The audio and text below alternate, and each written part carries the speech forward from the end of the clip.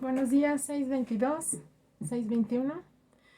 Bueno, vamos a seguir un poquito con las pitagóricas que les había comentado, el legado de Hipatia, historia de las mujeres en la ciencia desde la antigüedad hasta fines del siglo XIX, Margaret Alick.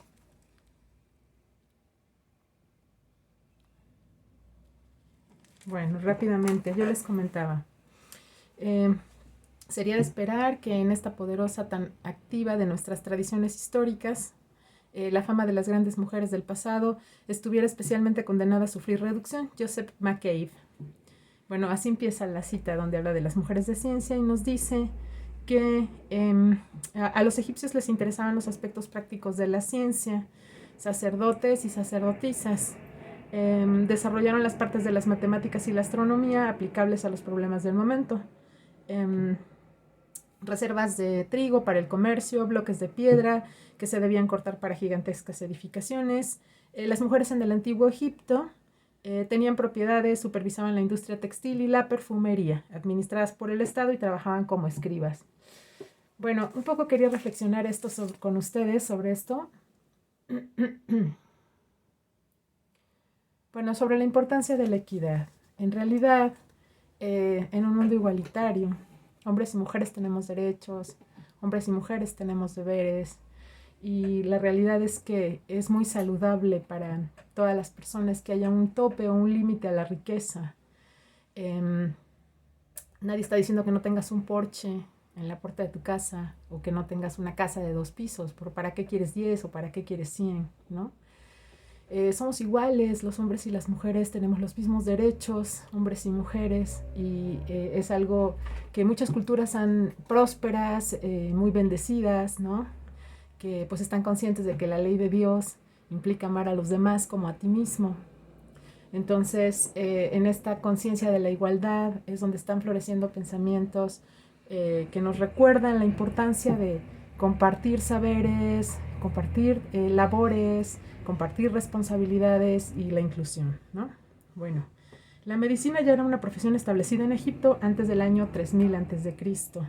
y había mujeres instruidas que trabajaban como médicas o cirujanas. En las escuelas de medicina de Sais y Heliópolis estudiaron y enseñaron mujeres de todo el mundo antiguo.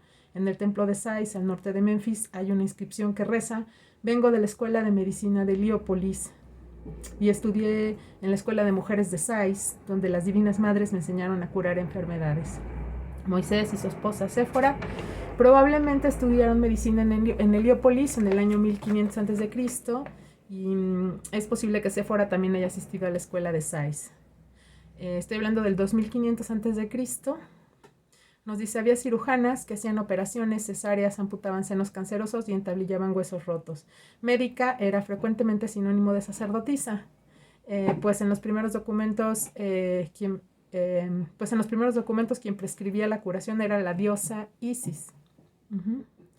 Entonces, bajo las leyes babilónicas recogidas en el Código de Hammurabi, las mujeres podían ocuparse de negocios y de tener propiedades, y también podían ser jueces y tomar parte de los consejos, formar parte en los consejos.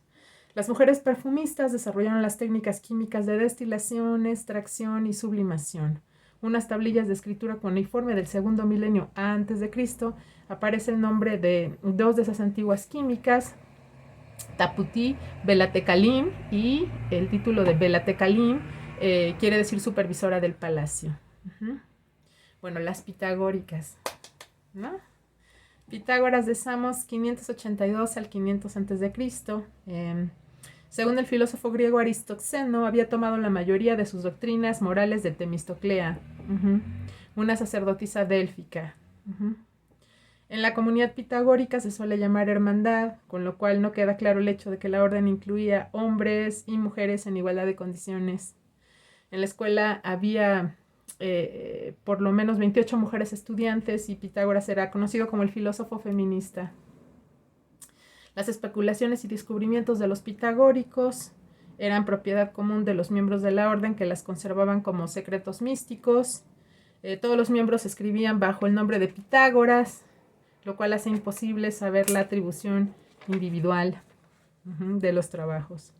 La más famosa de las cosmólogas fue Teano. ¿Se acuerdan que ya habíamos hablado de Teano? Bueno, Teano, natural de Crotona, se casó con Pitágoras cuando ya era viejo, fue su discípula y más tarde enseñó en la escuela. Se le atribuye haber escrito tratados de matemáticas, física y medicina. También sobre el precepto pitagórico del justo medio o la moderación. Solo se conservan algunas de sus cartas. Teano y sus hijas tenían fama de excelentes curanderas. Las filósofas de la Edad de Oro de Grecia. Aglaonice de Tesalia se hizo famosa en el siglo V a.C. por su capacidad de predecir eclipses solares y lunares, aunque seguramente usó el ciclo sarónico de eclipses descubierto por los astrónomos caldeos. Generalmente era considerada como hechicera. Bueno, el surgimiento en Atenas, ¿verdad? El surgimiento de una forma democrática de gobierno atrajo a filósofos y matemáticos de todo el mundo mediterráneo. Muchos de los cuales eran pitagóricos y recibían el nombre de sofistas, pues pretendían enseñar el conocimiento. En realidad enseñaban a sus discípulos la retórica y la manera de triunfar en las discusiones usando la lógica matemática, lo cual era una técnica muy útil en la sociedad democrática. Solían ser mujeres de origen extranjero a quienes les impedía casarse con sus ciudadanos atenienses, instruidas, tenían dotes artísticas e intelectuales, y la más famosa de ellas fue Aspasia, nacida en Mileto. Fue a Atenas a participar en la vida intelectual de la ciudad, pero en su calidad de extranjera fue calificada como cortesana. Aspasia vivió con Pericles y aparece en los diálogos de Platón como maestra de Sócrates. Esquines en su diálogo Aspasia la menciona como maestra sofista. Según Plutarco, enseñó la retórica a muchos nobles atenienses. A veces el propio Sócrates iba a visitarla con algunos de sus conocidos y los que la frecuentaban llevaban consigo a sus esposas para que la escucharan. Diótima, que ya hemos hablado de Diótima, sacerdotisa de Mantinea, probablemente era pitagórica, madre de Platón.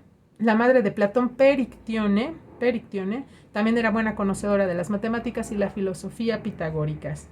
Entre los filósofos atenienses, solo Sócrates y Platón hablaron en pro de la educación de las mujeres. Por lo general, las mujeres que estudiaban en la academia de Platón eran extranjeras. Lastenia y Achotea habían leído las obras de Platón y fueron a la academia a estudiar filosofía natural. El interés principal de Achotea, originaria de la ciudad de Flio, en el Peloponeso, era física. Después de la muerte de Platón, estudió con su sobrino Speusipo y llegó a ser maestra. Lastenia de Arcadia fue filósofa y compañera de Speusipo.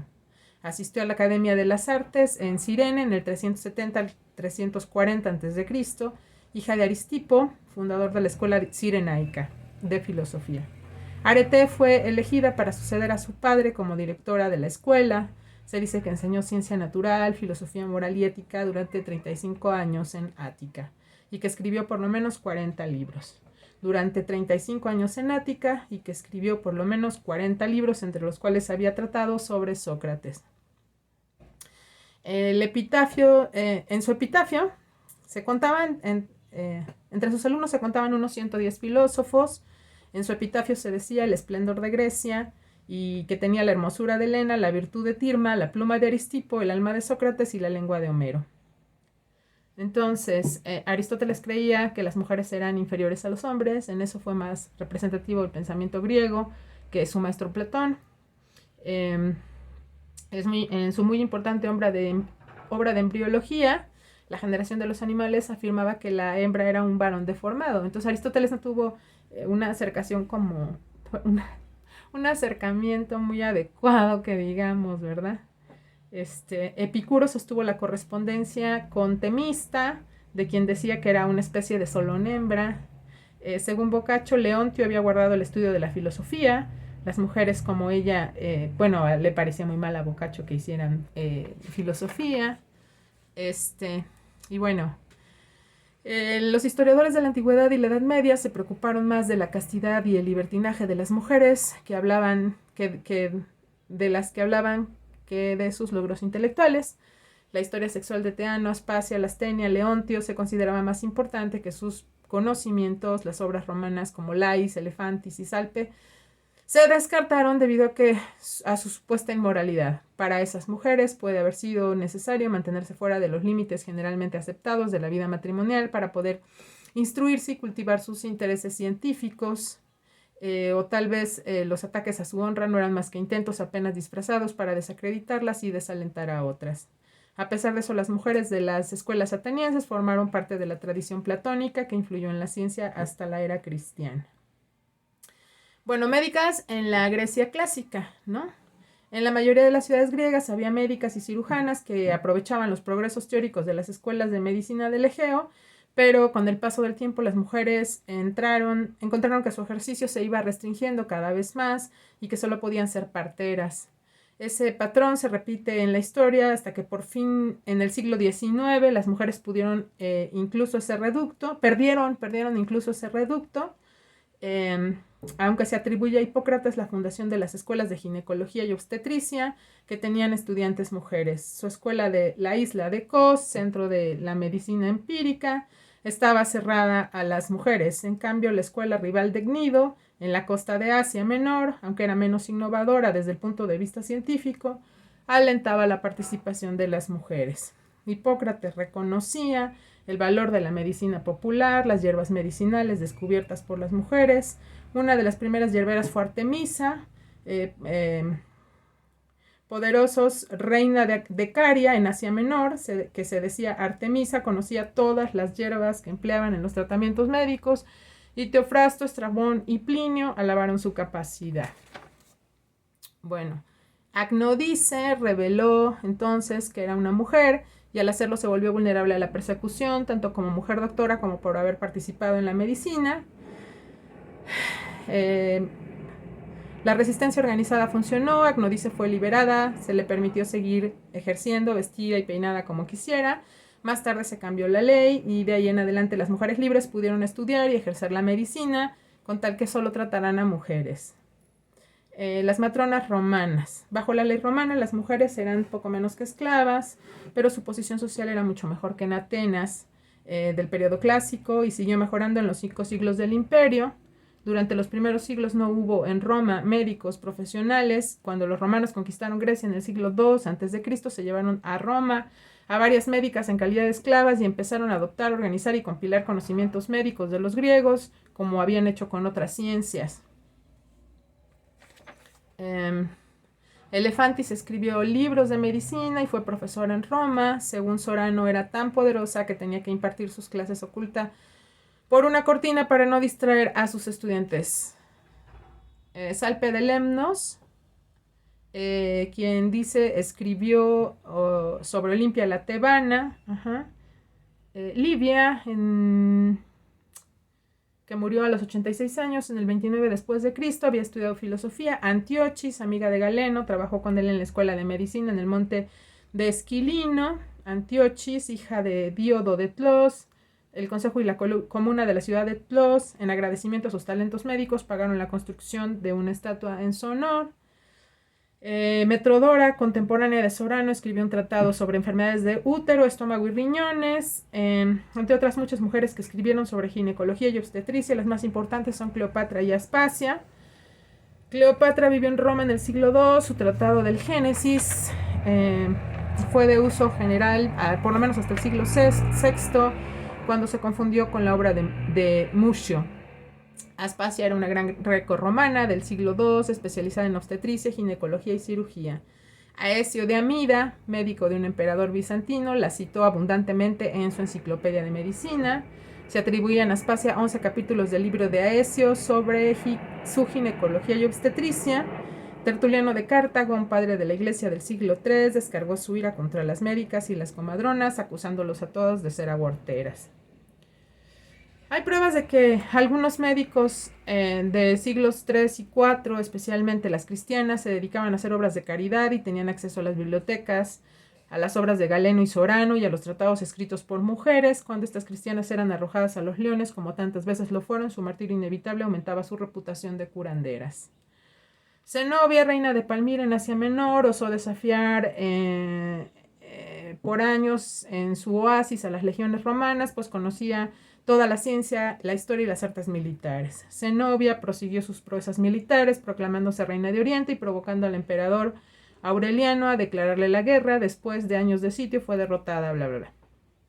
Ahí fue perdonada y llevó la vida de una matrona romana. Su erudita hija se convirtió en la emperatriz de Aureliano y su nieta fue reina de Persia. Estos antecedentes reales fueron los que introdujeron la medicina griega a Persia.